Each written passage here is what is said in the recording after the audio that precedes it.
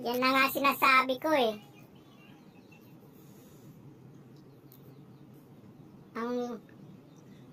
Ang tahimik ng paligid, puro mga ibon lang naririnig ko.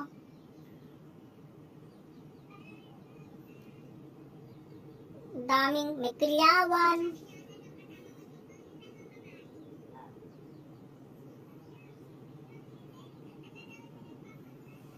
Oo nga no?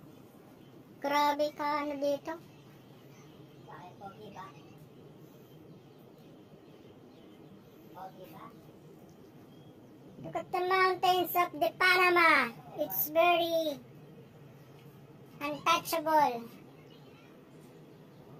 Yung ba nakita mo ka? Oo, nagsura.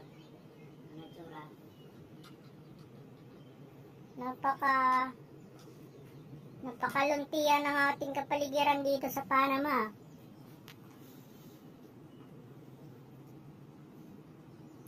Walang kaano-ano naligaw ako din eh. Sa pagkukunyaring merong mga nakatirang mga ninuno. Yun pala wala. Ang nandito mga kahayupan, mga kagaguhan.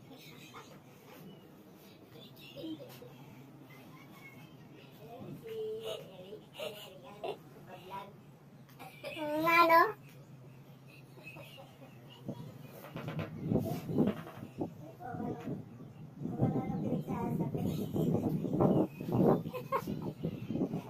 Siyempre, ganun talaga oh. Wala ka man lang makitang kabahayan dito, puro kapunuan.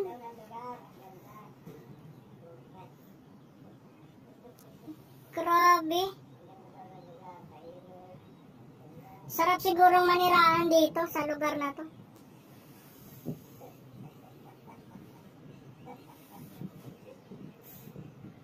Buti na lang, may ano dito, may tower. At least may signal.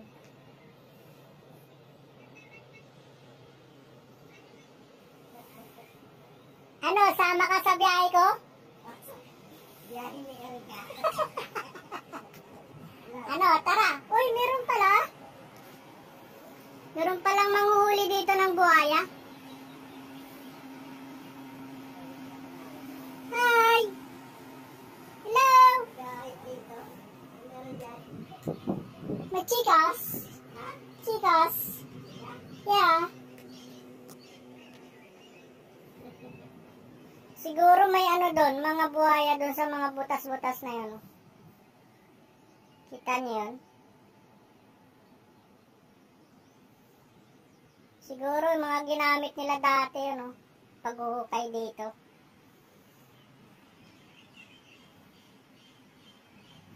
Doon nila tinambak yung mga hinukay nila.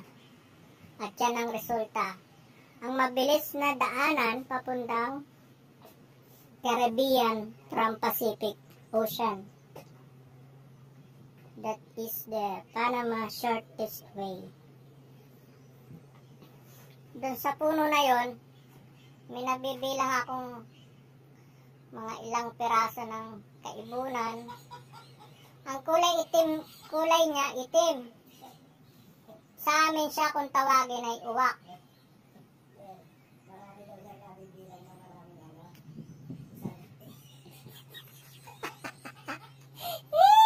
Ganito pala mag-vlog, no? It's amazing. Baby fish, marami ditong baby fish.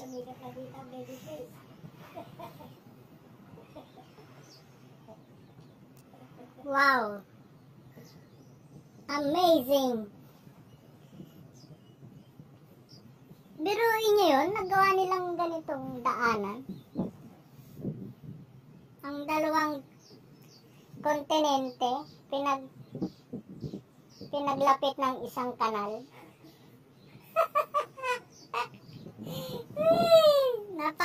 Napakataba ng utak ng gumawa nito. Bigyan ng jacket yan.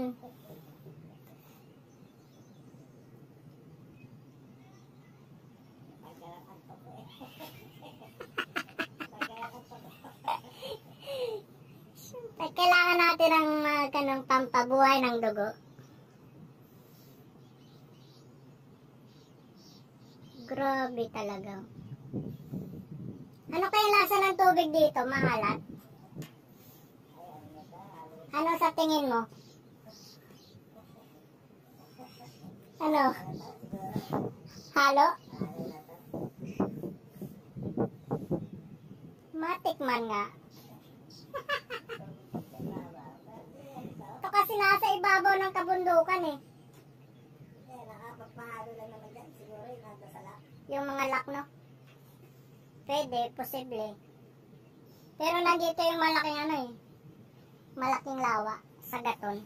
Tabak pa rin daw. Wala eh. Kung isusuma yan, tabak pa rin daw. Oh, mas ano dito, mas lamang yung fresh water. Bakit? May tao pa. Grabe. Sige, bye-bye muna sa aking mga ka-vloggers. Bye-bye. See you my next vlog.